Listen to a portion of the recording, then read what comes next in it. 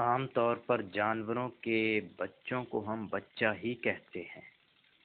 مثلاً سانپ کا بچہ، الو کا بچہ، بلی کا بچہ، لیکن اردو میں ان کے لیے جدا جدا لفظ ہیں۔ مثلاً بکری کا بچہ میمنہ، بھیڑ کا بچہ برہ، ہاتھی کا بچہ پاٹھا، الو کا بچہ پٹھا، ویسے عام طور پر کہتے بھی ہیں الو کا پٹھا، بلی کا بچہ بلونگڑا، بچھیرا گھوڑی کا بچہ کہلاتا، کٹڑا بھینس کا بچہ جسے ہم پنجابی میں کٹا کہتے ہیں، چوزا مرغی کا بچہ، برنوٹا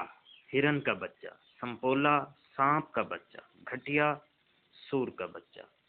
اسی طرح بعض جانداروں اور غیر جانداروں کی بھیڑ کے لیے خاص الفاظ مقرر ہیں، یعنی ایک مجموعہ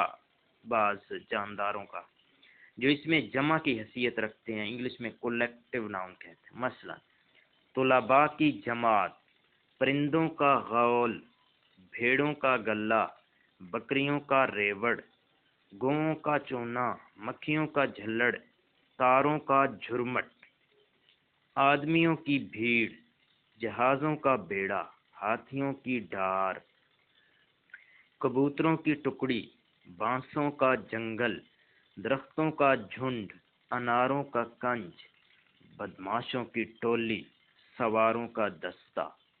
انگور کا گچھا، کیلوں کی گہل،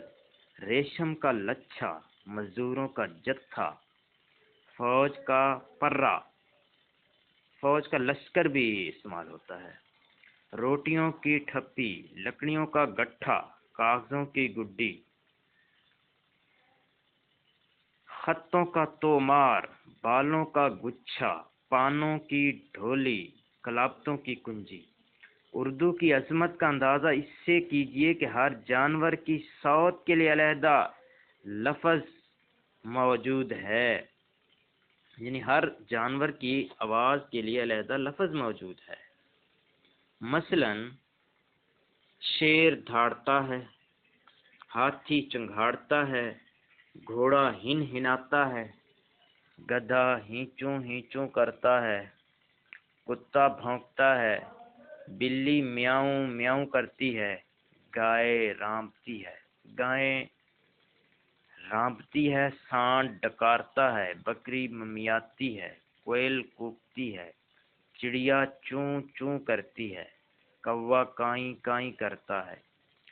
کبوتر غڑ قوں کرتا ہے، مکھی بھن بھناتی ہے، مرغی ککڑاتی ہے، الو ہونکتا ہے، مور چنگھاڑتا ہے، طوطا رٹ لگاتا ہے، مرغا ککڑوں کوں کرتا ہے، پرندے چہچہاتے ہیں، اونٹ بغبغاتا ہے، سانپ پھونکارتا ہے، گلہری چٹچٹاتی ہے، مینڈک ٹراتا ہے، جھینگر جھنگارتا ہے، بندر گھگھیاتا ہے۔ کئی چیزوں کی آواز کے لیے مختلف الفاظ ہیں، مثلا بادل کی گرج، بجلی کی کڑک، ہوا کی سنسناہٹ، توپ کی دنادن، صراحی کی گٹ گٹ، گھوڑے کی ٹاپ، روپیوں کی کھنک، ریل کی گھڑ گھڑ، گویوں کی تاتا ریری، طبلے کی تھاپ، تنبورے کی آس، گھڑی کی ٹک ٹک، چھکڑے کی چوں اور چکی کی گھمر۔ ان اشیاء کی خصوصیت کے لیے ان الفاظ پر غور کیجیے۔ موتی کی آب، کندن کی دمک، ہیرے کی ڈلک، چاندنی کی چمک، گھنگرو کی چھن چھن، دھوپ کا تڑاکا، بو کی بھبک، عطر کی لپٹ، پھول کی مہک۔ مسکن کے مختلف الفاظ، یعنی مختلف چیزیں جہاں جمع ہوتی ہیں، جگہ کا نام۔ بارات کا محل، یعنی جہاں بارات ٹھہری ہوئی ہو اس کو بارات کا محل کہتے ہیں۔ بیگموں کا حرم، رانیوں کا انواس، پولیس کی بیرک بھی بولتے ہیں انگلش کا لفظ۔ رشی کا آشرم، صوفی کا حجرہ، فقیہ کا تکیہ یا کٹیا، بھلے مانس کا گھر، غریب کا جھونپڑا، بھیڑوں کا چھتا، شہد کا بھی چھتا کہلاتا ہے، لومڑی کی بھٹ، پرندوں کا گھونسلہ، چوہے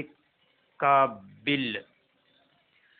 سانپ کی بامبی، فوج کی چھاونی، مویشی کا کھڑک، گھوڑے کا تھان، یہ تمام جو اقتباس ہے ہم نے شورش کاشمیری کی کتاب فن